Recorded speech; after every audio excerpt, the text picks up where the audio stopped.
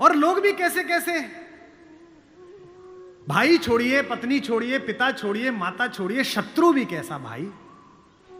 इस कहानी का तो विलेन भी कितना खूबसूरत है, कितना कमाल का विलेन है।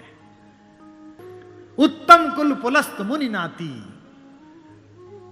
पुलस्त का नाती है भगवान शंकर का अनन्य भक्त, दशग्रीव। 10 सिर नहीं है उसके, ये सम्मित है, ये जो रामलीला में लगा देते हैं। 10 दिमागों के बराबर का आईक्यू है। जिसके ऊपर 10 सिरों की कृपा चलती हो, 10 काम एक साथ करता हो, 10 तरह से सोचता हो, उसका नाम दशानन है। 10 सिर वाला है वो। 9 ग्रह उसके चरणों में लेटे हुए हैं। शनि के ऊपर तो पैर रखे बैठा है। फिर भी राम से हार गया। क्यों हार गया, कारण बताता हूं। राम इच्छाओं से मुक्त हैं और रावण इच्छाओं के पाश में बंधा हुआ।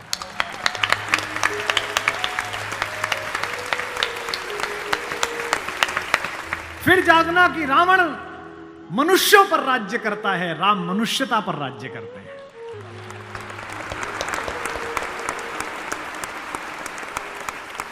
आपको पता है कि जब भगवान ने युद्ध शुरू किया तो पूजा की। राम ने कहा जामवंत से, जामवंत सबसे सीनियर हैं, वो भी ब्रह्मा जी के पोते हैं, रावण के दादाजी के दोस्त हैं, पुलस्थ मुनि के नाना के।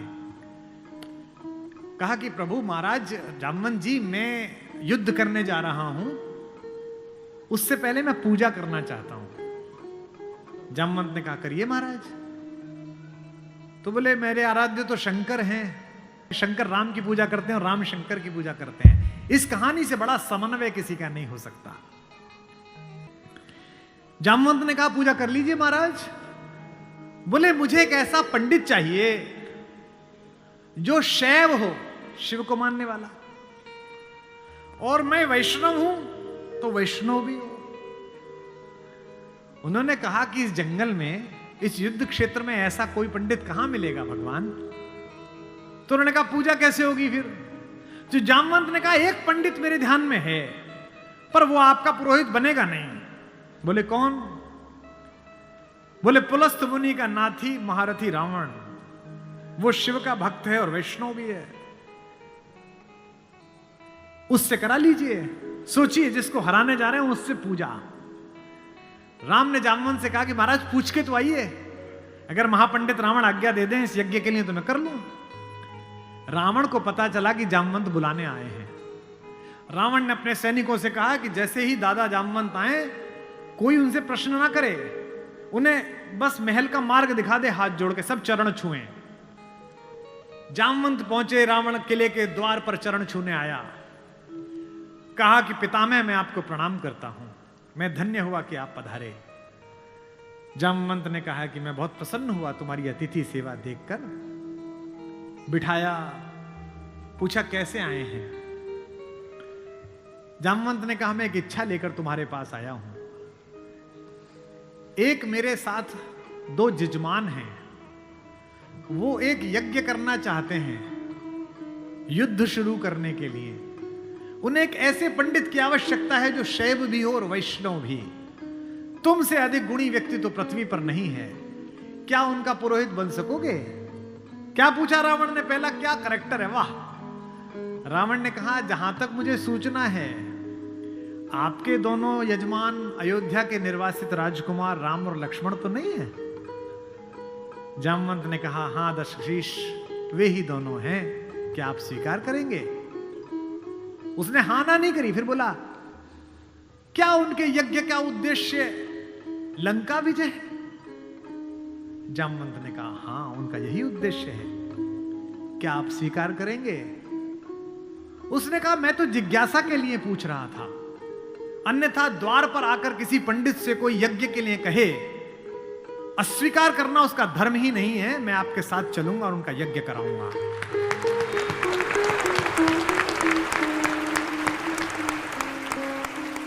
जामवंत ने कहा कि क्या मुहूर्त निकला। उसने नवग्रहों को बुलाया, बोले इधर बैठ, तू इधर बैठ, तू इधर बैठ। वो तो अपने ही हाथ में था, तू मिनिस्टर ऑफ स्टेट, तू फुल कैबिनेट। बता कितने बजे?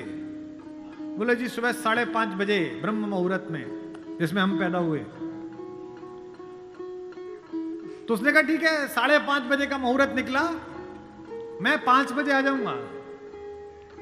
जामवंत ने कहा आचार्य हो गया अब तो रावण, आचार्य पूजा के लिए क्या व्यवस्था करनी है, क्या सामग्री लाऊं? उसने कहा आपके यजमान, मेरे यजमान जंगल में हैं, अगर यजमान के पास पूजन सामग्री ना हो तो पंडित का धर्म बनता है कि वो पूजन सामग्री लेके आए, तो मैं लेके आऊंगा। उसने अपने पुत्र मेघनाथ को जगाया, इंद्रजीत को, और कहा बेटा अशोक वाटिका जाओ, अशोक वाटिका जाओ और सीता से कहो मैं उसे मिलना चाहता हूं, एक विशेष प्रयोजन है। थोड़ी देर बाद खुद पहुंचा और कहा सीते, तुम्हारा पति राम लंका विजय का यज्ञ कर रहा है, उसके पास पुरोहित नहीं है, कल सुबह मैं उसका पुरोहित बनूंगा, लेकिन एक विवाहित व्यक्ति की पूजा अधूरी है अगर उसकी पत्नी उसके पार्श्व में ना बैठे। क्योंकि तुम उसकी पत्नी हो, तो सुबह ये इंद्रजीत रथ लेकर आएगा, तुम स्नान करके नया वस्त्र पहनकर इस रथ में बैठ जाना, क्योंकि मेरे यजमान की पूजा पूर्ण होनी चाहिए, मैं पूर्ण पूजा का पुरोहित नहीं हूं।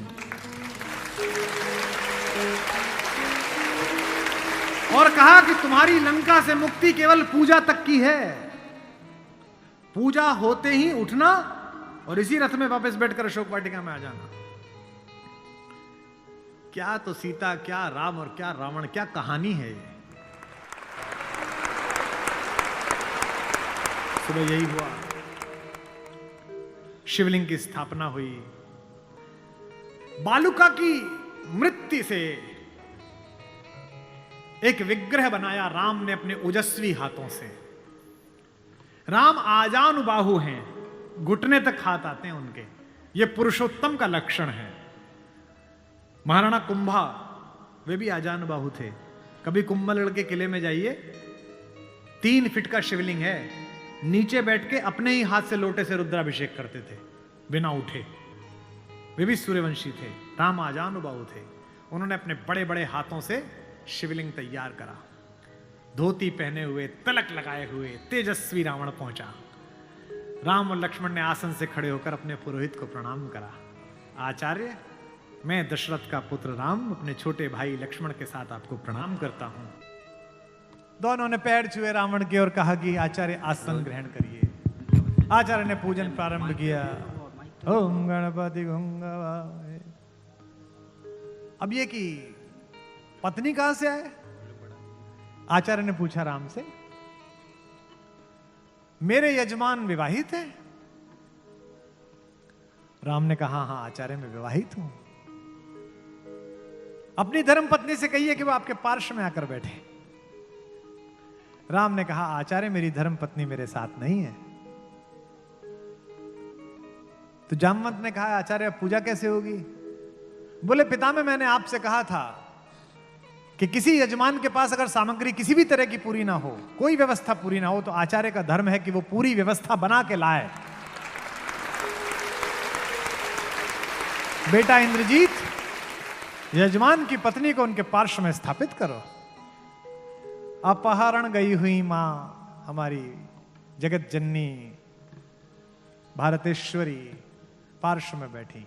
पूजन प्रारंभ हुआ, सारी अर्चना हुई और पूजन के बाद रावण ने कहा कि मैं आप दोनों यजमानों को आशीर्वाद देता हूं कि आप दोनों जिस संकल्प के कारण ये पूजा कर रहे हैं, आज सारे देवता उपस्थित होकर आपके संकल्प को पूर्ण करें। मैं आशीर्वाद देता हूं। हमारे गांव में गीत गाया जाता था, बना पुरोहित रामचंद्र का जय का वर दे आया। जब चलने लगे तो राम ने पूछा, बोले आचार्य दक्षिणा? तो आचार्य हंसा। बोला त्रैलोक्य की संपदा आपके आचार्य के पास है, कुबेर का रथ आपके आचार्य के पास है, ऐसे में मेरा वनवासी मुझे क्या दक्षिणा देगा मेरा यजमान? तो राम ने कहा कि मैं रघुवंशी हूं, दक्षिणा के बिना पूजा कराना मेरे लिए निष्फल हो जाएगा, आप दक्षिणा तो मांगिए।